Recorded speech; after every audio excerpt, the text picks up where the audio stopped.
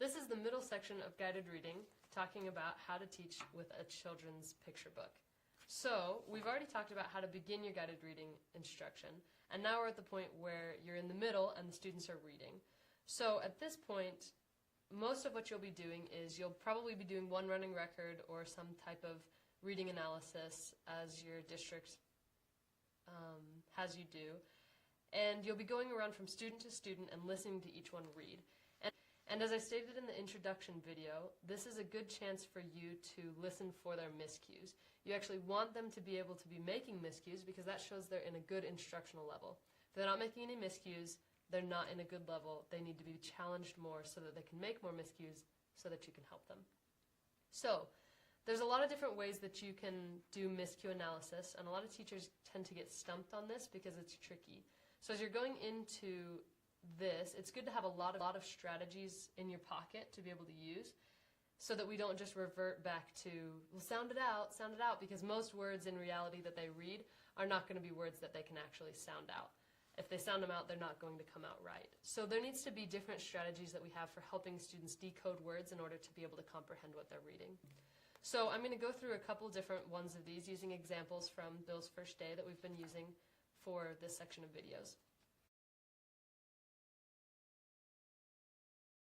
So, for example, one of the things that a student might do is get to the word cafeteria and not know what that word is. So a good way to do it, rather than having them sound it out, is to cover up part of it and have them say just the beginning of it. And a lot of times, as they say the beginning, the end will kind of fall into place. So you'll cover up, and I'm just covering so you can see CAF, C-A-F. And as they have that beginning section, that might help them to be able to find to the end. And if that doesn't work, then maybe uncover a little bit more and a little bit more.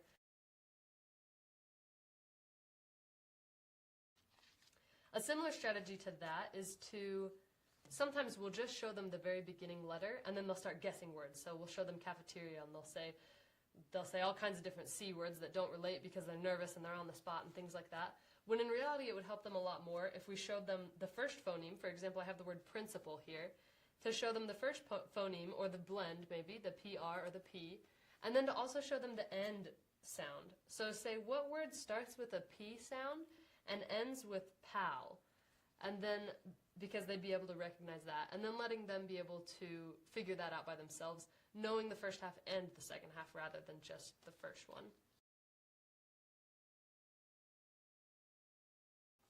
Another way that we can help students with their miscues is, say they get to the word woman and they get stuck. This is a time when you can actually help them find the word inside of the word. So you can cover up the W-O and just show them the word man. And a lot of students are going to be able to recognize that word and be able to realize that if they add a W and an O sound in front of it, that it will make woman. Similarly, with librarian here, a lot of students will be able to recognize, for example, the word library. It's not the whole word inside of it, but to be able to break it down and say, this looks like a word I know. I'm familiar with the word library because I go to library on my rotations and I see the library all the time.